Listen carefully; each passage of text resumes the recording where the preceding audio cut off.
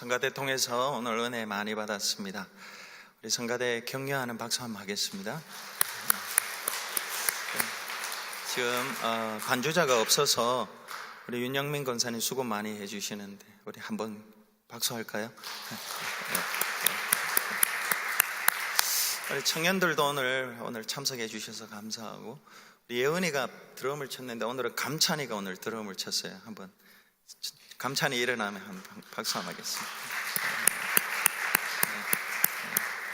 고맙습니다. 약방에 감초라는 말이 있는데, 이것은 감초가 한약을 지을 때마다 빠지지 않고 꼭 들어가기 때문입니다. 그 이유는 감초가 쓴 한약을 달게 만들어주고 또 약의 독성을 풀어 중화시켜주기 때문입니다. 산호라면 우리 인생에도 약방에 감초 같은 것이 필요할 때가 있습니다. 그것이 바로 감사입니다. 감사는 쓰디쓴 우리 인생을 달콤하게 만들어주고, 여유 없는 사람을 여유 있게 만들어주고 부드럽게 만들어주는 역할을 합니다. 시편은 하나님의 백성들이 고난 가운데에서도 하나님을 찬양하고 하나님을 노래한 것들을 모아놓은 책입니다. 특별히 시편 전반부에 보면은 시편 기자들, 하나님의 백성들이 어떤 고난을 당했는지 잘 기록하고 있습니다. 시편 3편 1절에 여호와여 나의 대적이 어찌 그리 많은지요, 일어나 나를 치는 자가 많으니이다. 이런 급박한 상황에서 시편 6편 1절에 보면은 여호와여 주의 분노로 나를 책망하지 마시오며 주의 진노로 나를 징계하지 마옵소서. 주님까지 하나님의 백성들, 시편 기자들에게 분노하시고 도와주지를 않습니다. 시편 10편 1절에는 여호와여 어찌하여 멀리 서시며 어찌하여 환난 때에 숨으시나이까. 하나님을 찾지만은 하나님의 얼굴이 보이지 않고 하나님은 숨어 계십니다.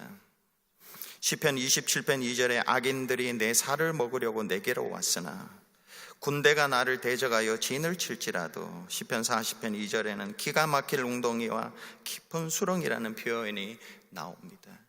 고난이 심한데 하나님은 어디 계신지도 모르고 그때를 틈타서 대적들이 달려와서 살을 먹고, 그 상황이 기가 막힐 웅덩이와 깊은 수렁과 같은 그런 상황을 닥칩니다. 그러나 이 시편이 후반으로 가면은 그런 상황에서도 시편 기자들이, 하나님의 백성들이 함께 노래하고 찬양하는 내용이 나옵니다. 특별히 시편 100편 이후는 신학적으로 할랄 찬송, 할렐 찬송 그렇게 알려져 있습니다. 시편 100편 1절에 온 땅이여 여호와께 즐거운 찬송을 부를지어다 했습니다. 기가 막힐 웅덩이와 깊은 수렁에 있던 사람들이 여호와를 찬양하는 이런 극적 인생의 역전, 반전, 이것이 어떻게 이루어졌는가? 그것이 바로 시편에서 가장 많이 등장하는 단어를 통해서 우리가 확인해 볼 수가 있습니다. 믿음일까요? 이토록 중요한 이 믿음이라는 단어는 성경 전체에 225번 나타나는데 시편에는 놀랍게도 한 번도 나타나지 않습니다. 소망이라는 단어는 성경 전체에서 97번 나타나는데 시편에는 8번밖에 나오지 않고요. 사랑이라는 단어, 정말 중요한 단어인데 성경 전체에서 500번 이상 등장하는데 시편에는 40번밖에 나오지 않습니다. 그런데 감사라는 단어가 성경 전체에 176번 나오는데 시편에 74번이나 감사라는 단어가 등장합니다. 물론 이 단어가 약간 변형되어 있고 유사한 의미를 가진 단어들을 다 포함하기는 하지만 비율로 따져볼 때 시편은 감사로 가득한 시편이고, 이 감사 때문에 고난당하는 쓰디쓴 인생이 달콤하게 바뀌는 인생 역전이 일어날 수 있다는 것을 우리에게 가르쳐 줍니다. 얼마 전에 허핑턴 포스트라는 신문을 봤는데요, 여기에 이런 기사가 있었습니다. 저와 여러분의 모든 표정들, 이 표정들에는 전념성이 있다는 것입니다. 우리는 타인의 미소 짓는 것이나 찡그리는 얼굴, 이 두 종류의 얼굴을 보면 미소 짓는 사람을 보면 미소 짓고 찡그리는 사람을 보면 찡그리게 된다는 것입니다. 이것은 우리 가까이에 있는 위스콘신 메디슨 대학의 인지심리학의 박사과정에 에이드리안 우드가 연구한 내용이라고 합니다. 우리 뇌의 감각 운동 시뮬레이션이라는 것이 있는데, 이것이 우리가 알아차리지도 못하는, 인식하기도 전에 벌써 거기 우리 뇌에서 기묘한 모방이 일어난다는 것입니다. 우리가 감사의 표정을 지으면 상대방이 우리를 보고 그 사람도 감사하게 되고, 우리가 원망하는 표정을 지으면 상대방도 우리 원망하는 모습을 보고 원망하게 된다는 것입니다. 그래서 우리가 감사의 표정을 지으며 감사의 말을 하면 그 향기가 우리 교회 공동체나 그리고 가정에서나 어떤 모임에서든, 청년들도 그렇고요, 구역도 그렇고 가정도 그렇고요, 한 사람이, 아주 영향력 있는 한 사람이, 그냥 한 사람이 감사의 말을 하고 감사의 표정을 지으면 그 가정이, 그 공동체가, 그 모임이 모두 감사하는 사람들이 된다. 그러나 원망하면은 원망하는 공동체가 된다라는 것입니다. 감사가 이토록 중요합니다. 본 회퍼라는 사람이 이런 말을 했습니다. 기독교인과 비기독교인을 구분하는 방법은 간단합니다. 불평과 원망을 일삼는 사람은 분명히 비기독교인입니다. 그렇지만 범사에 감사하는 마음으로 살아가는 사람이 바로 크리스찬입니다. 이렇게 이야기를 했습니다. 세상 사람들은 저와 여러분이 교회를 다니는 사람인지 하나님의 백성들인지 그것을 우리의 종교적인 행위를 통해서 구분하는 게 아니라 일상의 삶 속에서 어떤 형편에 있든지 감사합니다, 고맙습니다 이렇게 말하는 것을 통해서 저 사람은 하나님의 자녀구나, 배단위 교회 교인이구나, 구역이구나 이렇게 알아차린다는 것입니다. 우리 자신과 이웃을 위해서 그리고 세상을 위해서 우리가 얼마나 감사해야 하며 살아야 하는지 너무너무 중요합니다. 오늘 첫째로 하나님을 생각하면 감사할 수 있습니다. 시편 136편의 특징은 시편 전체에서 감사라는 단어가 가장 많이 나오는 시편입니다. 26절까지가 끝절인데요, 26절 매 절마다 감사라는 단어가 나옵니다. 우리 한글 성경은 여호와께 감사하라 1절 처음에 이렇게 나오지만은 히브리 성경은 감사하라 여호와께 이렇게 이야기하고 있습니다. 이 시편은 예배 시에 성가대 지휘자가 여호와께 감사하라 여호와께 하면은 그 뒤에 성가대나 회중이 같이 무엇 때문에 감사합니다라고 감사의 이유를 노래하는 것입니다. 사실 오늘 성경 봉독할 때 그렇게 했었으면 좋을 뻔하였는데요. 우리 박원정 집사님이 감사하라 이렇게 하면은 우리가 같이 무엇 때문에 감사하다 이렇게 한다라는 것입니다. 그래서 공동체 안에 감사가 충만하게 이 세상 말로 떼창을 난다라는 것이죠. 같이 충만하게 만드는 방법입니다. 우리는 이 시편 136편을 통해서 하나님에게 감사해야 할 두 가지 이유를 배우게 됩니다. 첫째는 하나님의 성품 때문에 그들은 감사했습니다. 어렵고 힘들지만 하나님의 성품 때문에 그들은 감사했습니다. 1절에 지휘자가 여호와께 감사하라, 회중들이 그는 선하심의 그 인자하심이 영원하미로다 이렇게 화답을 합니다. 하나님은 선하시고 특별히 이 26절에 인자하시다라는 단어가 계속해서 반복되고 있습니다. 여러분, 인자라는 단어는 히브리어로 헤세드라는 단어인데요, 쉽게 설명을 하면 이렇습니다. 먼저 사랑하시고 끝까지 사랑하시는 분이다. 인자가 뭐라고요? 먼저 사랑하시고 끝까지 사랑하세요. 먼저 사랑한다라는 말은 조건을 보지 않는다는 거예요. 저와 여러분이 하나님의 사랑을 받는데 먼저 사랑하셨어요. 저 사람이 외모가 어떻고, 저 사람이 능력이 어떻고, 저 사람이 성품이 어떻고, 이걸 가리지 않는다는 것입니다. 하나님이 저와 여러분을 그냥 사랑하셨어요. 먼저 사랑하셨어요. 그리고 끝까지 사랑한다는 것은 변치 않는다는 것입니다. 우리의 성품과 우리 행위가 어떠하든지 간에 우리는 영향을 받지 않습니까? 저 사람이 어떻게 행동하든 어떻게 말을 하면 그 사랑의 크기가, 그 양이 줄어들었다가 늘어났다가 이렇게 하지 않습니다. 근데 하나님은 우리의 그런 데서 전혀 영향을 받지 않는다는 것입니다. 끝까지 변치 않고 사랑합니다. 그래서 인자하심이 영원하다는 것입니다. 우리가 하나님의 인자하심이 순간이 아니라 영원하다라는 것이 믿어지기를 바라요. 이게 믿어진다면 때로 우리가 간절하게 기도할 때 그 기도의 응답이 늦어질 때가 있습니다. 왜 하나님, 왜 이렇게 응답을 해주지 않습니까? 우리가 열심히 일하고 노력했는데 전혀 예기치 못한 일들이, 어려움이 일어날 때도 있습니다.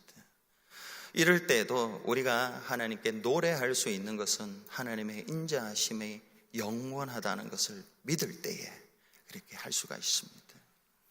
바울은 복음에 감사해서 복음의 전사로서 복음을 전하며 살아야 되겠다, 하나님의 택하심을 받고 살아야 되겠다고 해서 아시아로 복음을 전하려고 가려고 했지만은 하나님께서 계속 막으셔서 그 반대인 유럽으로 가게 되었죠. 마게도냐의 첫 성으로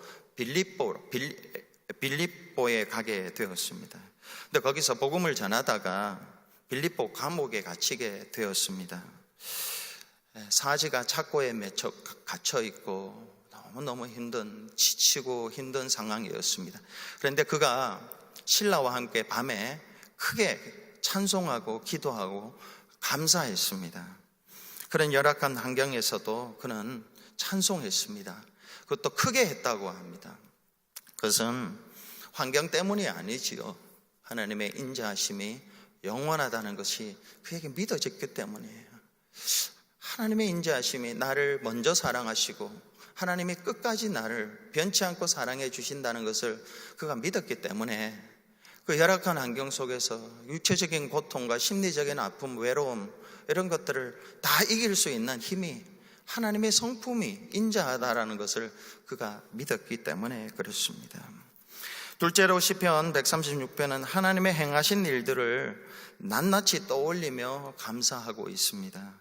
4절에서 9절은 하나님의 창조 사역을, 10절에서 16절은 하나님의 구원 사역을, 출애굽과 홍해와 광야를 지나는 일들, 거기에서 하나님이 지켜주셨다는 것과 17절에서 22절은 가나안 땅에 마침내 들어가게 해주셨다는 것에 대해서, 23절은 바벨론 포로 생활 가운데서도 함께 해주셨다는 것, 24절은 예루살렘으로 돌아오게 해주신 것을, 25절은 먹을 것을 주셔서 감사하다고, 먹거리를 주셔서 감사하다고 이렇게 노래하고 있습니다.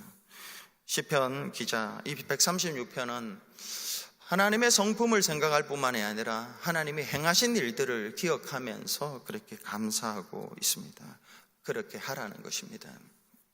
어제 주일을 준비하며 추수감사주일을 준비하면서 한 해를 돌아보았습니다. 특별히 주보철을 가지고 와서 올 한 해 하나님이 어떤 일을 우리 교회에 이루어 주셨는가를 쭉 광고, 교회 소식을 통해서 이렇게 쭉 살펴보았습니다. 여러 가지 행사들을 참 많이 했더라고요. 잘한 것도 있어서 하나님께 감사하고 좋은 열매를 맺어서 하나님께 감사를 드렸습니다. 근데 중간에 그만둔 것들도 많이 있었습니다. 그 나름대로 또 배운 것, 레슨을 받아서 또 감사를 했고요. 무엇보다 감사한 것은 원래 우리 교회에서 유아세례, 인펌드 베프티즘, 이 유아세례를 3명이나 줬더라고요. 3명 준 것에 대해서 너무 하나님께 감사를 했고, 또 지난 주일까지, 오늘 박봉길 장로의 헬렌 박 권사님 등록하셨지만 지난 주일까지 우리 교회에 새로 오셔서 정착한 분들이 15분이나 되었습니다. 별로 안 되는 것 같은데 놀라지도 않는 것 같아요. 꽤 많죠. 2디짓이에요. 2디짓. 거기다 오늘 박 장로님 4분 오셔서 17분이 잘 정착하신 것 같아요. 물론 양로원도 가시고 세 분이 원래는 돌아가셨습니다. 돌아가시기도 하고 그렇지만은 어쨌든 참 많은 분들이 우리 교회에 정착하시게 되었다라는 것이 이게 참 사람이 할 수 있는 일이 아닙니다. 하나님이 하게 하신 일인데 얼마나 감사한지 몰랐습니다. 땡크, 이 감사, 땡크는 think, 생각에서 오는 것입니다. 우리가 하나님의 인자하심이 영원합니다. 그리고 하나님이 행하신 일들이 많이 있습니다. 이것들을 생각하면 환경이 아무리 어려워도 우리는 감사할 수 있습니다. 오늘 두 번째로 감사는 넘치게 하라. 감사는 넘치게 하는 것입니다. 여러분, 어떤 사람에게서 마지 못해서 억지로 주는 선물을 받아본 적이 있습니까? 선물을 받아보면 어렵지 않게 상대방의 마음을 금방 알아챌 수가 있습니다.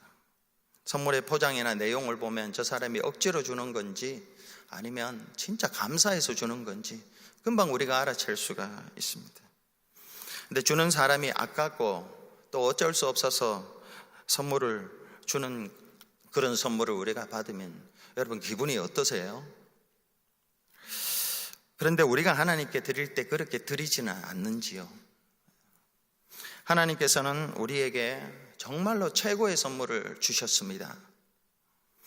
하나님이 세상을 이처럼 사랑하사 독생자를 주셨으니 독생자를 주셨습니다. 여러분, 아들, 자식 있죠? 줄 수 있습니까? 하나밖에 없는 독생자나 무남동녀나 줄 수 있습니까? 하나님이 독생자를 주셨습니다. 하나님께서는 이 선물을 오래전부터 준비하셨습니다. 창세기 에베소서 1장 4절에 곧 창세전에 그리스도 안에서 우리를 택하사 창세전에 준비하셨습니다. 하루나 이틀, 1년이나 2년 정도만 준비해도 받는 사람은 감격합니다. 그러나 창세전에 하나님이 독생자를 우리에게 주시려고 준비하셨습니다. 그런데 여러분, 저와 여러분은 그 선물을 받을 자격은 과연 있는 사람입니까? 에베소서 2장 3절에 우리는 본질상 진노의 자녀였고, 본질상 진노의 자녀. 로마서 5장 10절에 우리가 원수 되었을 때의 원수였습니다. 진노의 자녀였고 원수였던 우리에게 하나님께서 가장 귀한 독생자를 창세전부터 준비해서 주셨습니다. 이것을 안다면 하나님께 우리가 어떻게 감사해야 하는지 우리가 알 수 있습니다. 이것을 안다면 하나님께 우리가 어떻게 감사해야 될지 바울은 이렇게 이야기합니다. 골로새서 2장 7절에 믿음에 굳게 서서 감사함을 넘치게 하라. 믿음에 굳게 서요. 하나님이 창세전에 독생자를 진노의 자녀였고 원수되었던 우리에게 주셨다라는 이 믿음이 사실은 너무너무 기가 막힌 이야기죠. 너무너무 기가 막힌 이야기. 이게 우리의 생수가 돼요. 속에서 솟아나는 생수, 노래의 제목, 찬양의 이유. 이걸 믿고 인색한 감사가 아니라, 마지못해 드리는 감사가 아니라, 억지로 드리는 감사가 아니라 넘치는 감사를 드려야 한다고 가르치고 있습니다. 사실 이 골로새서는 옥중서신입니다. 바울이 옥에서 감사하는 거죠. 이게 믿어졌기 때문에 감사하라고 골로새 교회에게 가르치는 것입니다. 넘치도록 감사하기 위해서 우리는 당연함이라는 장애물을 넘어서야 합니다. 여러분, 감사함의 반대는 원망과 불평이지요. 원망과 불평의 반대는 감사고, 감사의 반대는 원망과 불평합니다. 그런데 감사하던 사람이 갑자기 원망이나 불평하지 않습니다. 그 중간에 한 단계가 있는데 그것이 당연함이라는 것입니다. 처음에는 감사했던 일들이 그 다음에는 당연함, 익숙함으로 바뀝니다. 그리고 당연한 것들, 익숙한 것들이 주어지지 않으면 그때서야 원망하고 불평하게 되는 것입니다. 요즘 제 막내 예슬이가 학교에서 12월 달에 있을 뮤지컬 그 발표 때문에 리허설을 한다고 매일 저녁에서 6시까지 연습을 해서 제가 가서 픽업을 합니다. 한동안 갈 때는 예슬이가 차를 타면서 아빠 땡큐 고마워 이렇게 이야기를 하더니 어떤 날은 제가 좀 늦게 갔습니다. 늦게 갔더니 입이 이만큼 나와가지고 그리고 막 화를 내는 거예요. 제가 속으로 참 기가 막히다. 내가 무슨 무슨 택시 기사도 아니고 이 막내한테는 이 막내의 권세에는 이게 제가 베다니 교회 목사인데요. 이 막내 앞에서는 어떻게 할 수가 없는 것 같아요. 불평하고 원망하는 거. 처음에는 땡큐 하던 게 이 당연하니까 안 주어지니까 원망하더라는 거예요. 불평하고. 여러분 신앙생활 하면서 분명히 처음에는 너무너무 감사했던 것들인데 어느새 당연하게 받아들이시는 것들은 없습니까? 아내가 차려주는 밥상이 당연하다고 느껴지십니까? 남편이 성실하게 살아주는 것이 당연하게 느껴지십니까? 살아계시는 부모님께서 기력은 없지만 기도해 주시고 언제라도 가서 비빌 언덕이 되어주시는 것을 당연하게 느끼십니까? 자녀들이 그래도 사고 내지 않고 건강하게 그냥 살아있는 것이, 살아주는 것이 얼마나 감사한 일인데 이게 당연하게 느껴지십니까? 교회를 할 때도 처음에는 빌려서 하다가 얼마나 눈치도 보고 또 렌트비도 비쌉니까? 자체 성전만 있으면 좋겠다고 생각을 했는데 자체 성전이 있으니까 이제는 그것이 당연하게 느껴지면서 여름에는 덥다고 겨울에는 춥다고 불평하지는 않습니다. 장로님들이 교회를 섬기는 것이 당연하다고 느껴지십니까? 구역장들이 여러분을 섬기는 것이 당연하다고 느껴지십니까? 식당에서 오늘도 오구역이 준비를 하시더라고요. 일찍 오셔서 준비를 하시더라고요. 권사님들이 오늘도 그렇게 준비하셔서 여러분들 섬기는 게 이게 당연하다고 느껴지십니까? 가정이나 교회에서 일어나는 지극히 평범하고 당연한 일들은 사실은 너무너무 감사해야 될 제목들입니다. 그럴 때에 넘치는 감사를 할 수가 있습니다. 리더스 다이제스트가 꼽은 20세기 최고의 수필은 헬렌 켈러가 쓴 3일만 볼 수 있다면 3 days to see 이거라고 합니다. 내용이 이렇습니다. 내가 만약 3일 동안만 볼 수 있다면 첫날에는 나를 가르쳐준 셜리반 선생님을 찾아가 그분의 얼굴을 바라보며 기억에 담아두겠습니다. 그리고 산으로 가서 아름다운 꽃과 풀과 빛나는 노을을 보고 싶습니다. 둘째 날엔 새벽에 일찍 일어나 먼동이 터오는 모습을 보고 싶습니다. 저녁에는 영롱하게 빛나는 하늘의 별을 보겠습니다. 셋째 날엔 아침 일찍 큰 길로 나가 부지런히 출근하는 사람들의 활기찬 표정을 보고 싶습니다. 점심때는 아름다운 영화를 보고 저녁 때는 화려한 네온 사인과 쇼윈도의 상품들을 구경하고 집에 돌아와 3일 동안 눈을 뜨게 해주신 하나님께 감사의 기도를 드리고 싶습니다. 헬렌이 3일 동안 감사를 드리겠다고 만약에 그런 일이 있다면 감사를 드리겠다고 한 것은 저와 여러분이 매일매일 경험하는 너무나 익숙하고 당연한 것들입니다.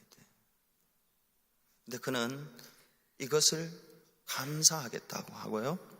이 헬렌의 이 감사 이게 그 당시 미국 대공황, 경제공황이 일어나서 많은 사람들이 직장을 잃고 절망 가운데 헤매일 때에 이 글을 읽고 많은 사람들이 희망과 용기를 가지게 되었다고 합니다.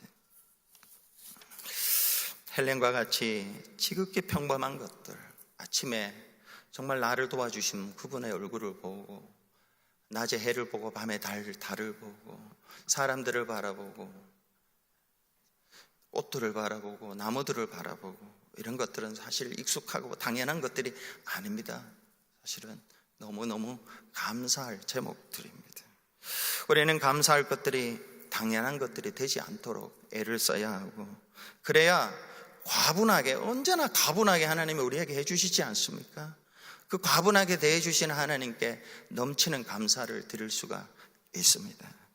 오늘 세 번째 마지막으로 감사의 기회를 놓치지 말아야 합니다. 모든 일에는 때가 있고요 기회가 있습니다. 그래서 때를 놓치지 말고 기회를 잃지 말아야 합니다. 무엇보다도 감사할 수 있는 때와 기회를 놓치지 말아야 합니다. 아주 사소한 일들이라도 여러분에게 도움을 준 사람들에게 말이라도 또 어떤 편지라도 어떤 식으로든 감사하는 그러한 삶을 살아야 합니다. 마중물의 법칙이 있습니다. 시골에서 펌프에 물을 끄집어낼 때에 그 지하수에는 너무너무 많은 광대한 물이 있습니다. 충분한 물이 있는데 그 물을 우리 것으로 만들기 위해서는 조금의 내가 가진 물을 부어야지 그 물이 올라올 수가 있습니다. 우리가 작은 것들을 감사할 때 하나님께는 우리에게 필요한 너무너무 많은 것들이 필요 있습니다. 그것들이 하나님이 우리에게 주신다는 것입니다. 등불을 가지고 감사하면 전등불 주시고, 전등불 가지고 감사하면 달빛 주시고, 달빛 가지고 감사하면 햇빛 주시고, 햇빛 가지고 감사하면 해와 달의 빛이 필요 없는 천국을 주신다고 했습니다. 처음부터 천국을 주시지 않습니다. 작은 등불에 감사할 때, 그것이 습관할 때, 그럴 때 천국을 주십니다. 이것이 영적인 법칙이고 성경이 가르치는 하늘나라의 법칙입니다. 주님은 있는 자에게 더 주신다고 하시지 않았어요? 없는 자에게, 불평하는 자에게 빼앗아서 있는 자를 보태주시는 분이십니다. 그래서 우리는 감사의 기회를 놓치지 말아야 합니다. 이를 위해서 우리가 해야 될 일이 감사를 습관화하라. 감사를 습관화하라. 고맙습니다. 감사합니다. 정말 고맙습니다. 감사합니다. 라는 말을 자주 해야 됩니다. 누가복음 17장에 보면 예수님께서 길을 가시다가 10명의 문둥병자들을 만나고 그들이 큰 소리로 주님 깨끗하게 해주세요 외칩니다. 그 소리를 주님이 외면하지 않으시고 그들을 다 깨끗하게 해 주셨습니다. 그런데 10명의 사람이 깨끗함을 받았는데 한 명, 사마리아 사람만 주님께 와서 감사하다고 했고 나머지 9명 유대인들은 감사하지 않았습니다. 여러분 왜 그랬을까요? 습관의 차이입니다. 9명은 감사의 습관이 되어 있지 않았기 때문이다 이렇게 이야기할 수 있고요. 한 명은 사마리아 사람은 늘 감사의 습관이 그에게 들려져 있었습니다. 누가복음 17장 16절에 예수의 발 아래에 엎드려 감사하니 그는 사마리아 사람이라. 예수의 발 아래에 엎드려 감사하니 이는 사마리아. 이게 문법적으로 보면은요, 습관이라는 뜻이 있습니다. 습관적으로 감사하는 사람이었어요. 습관적으로. 그러니까 나병을 깨끗함을 받았을 때에 이 사람은 또 감사한 거예요. 감사해서 엎드려가지고 정말 엎드려가지고 내 힘으로 할 수 없는 일을 주님이 해주셨습니다. 인생을 새롭게 해주셨습니다 하고 감사했더니 주님이 더 큰 걸 주셨죠. 구원을 주셨죠. 나병이 육체적으로 깨끗한 것보다 더 큰 게 내 믿음이 너를 구원하였느라 구원을 허락하여 주셨습니다. 요즘 시대만큼 많은 것을 가졌지만은 불행한 시대는 없는 것 같아요. 날마다 끔찍한 사건들이 얼마나 많이 일어나는지 모르겠습니다. 한국에는 묻지마 폭행들, 미국에도 그렇죠. 총기 사건이 얼마나 많이 일어나는지 묻지마 이유도 없습니다. 마음에 분노가 가득 차서 그냥 걸리는 사람마다 그냥 폭행을 하고 행포를 부리고 하는 사람들이 예기치 못하게 자식을, 어제도 신문을 보니까 20대 아들을 잃어버린 거예요. 너무 기가 막혀서 이 사람이 이런 말을 하더라고. 기도를 보내지 말라고. 나를 왜 기도하지 말고 총기를 없애달라고 이렇게 이야기를 하더라고요. 이런 시대에 왜 이런 시대가 왔는가 여러 가지 이유가 있지만은 사람마다 감사를 잊어버렸기 때문에 그렇습니다. 이럴 때 우리 그리스도인들이 감사를 회복해야 합니다. 그리스도인들은 환경에서 감사하기보다 하나님 때문에 감사, 하나님의 성품, 하나님의 행하신 일들을 지금까지 기억하면서 원망하지 말고 감사해야 되고요. 그러면 이것이 전념되어서 내 옆에 사람들이 행복하고 이 세상이 조금이라도 저와 여러분 때문에 저 사람이 저런 형편에서도 감사하면서 하는구나, 희망과 용기, 희한하다, 참 희한하다고. 그래서 그도 예수 믿지 않겠습니까? 기도하겠습니다.